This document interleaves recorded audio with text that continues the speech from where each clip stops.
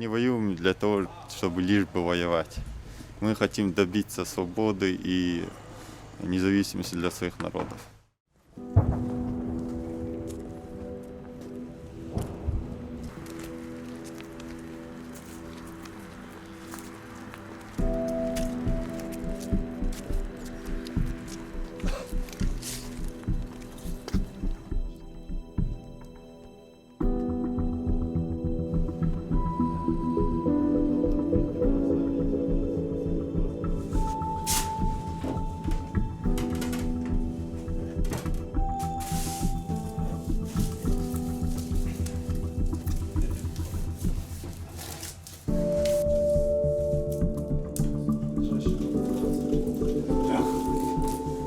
%99 чеченцев, которые воюют здесь, из-за террора в отношении их родных и близких, из-за массовых казней и репрессий, которые производятся в отношении тех чеченцев, которые сражаются за Украину в Чечне.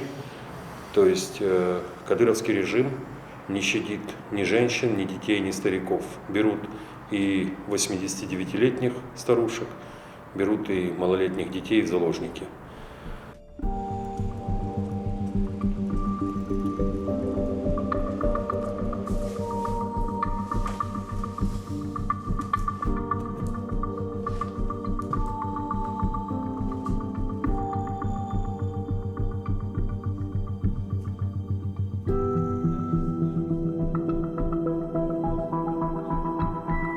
Около 300 тысяч чеченцев живет в Европе.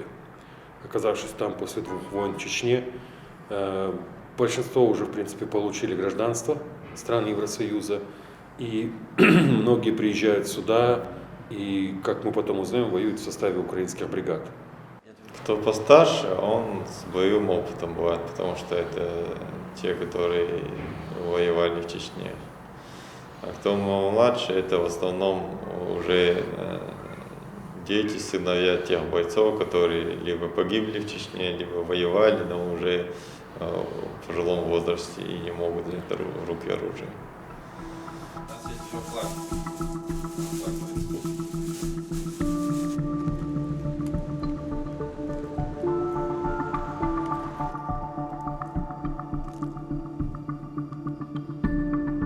Таких, как мы, уже тысячи, а будут десятки тысяч.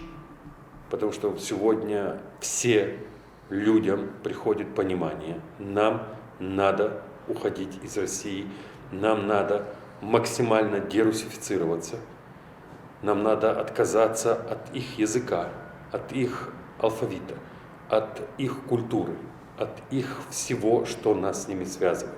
Потому что, к сожалению, да, есть замечательные писатели, поэты и так далее, но сегодня все эти замечательные писатели и поэты используются русскими не для того, чтобы, как сказать, распространять свою культуру или обогащать культуру других народов, а исключительно как инструмент оккупации.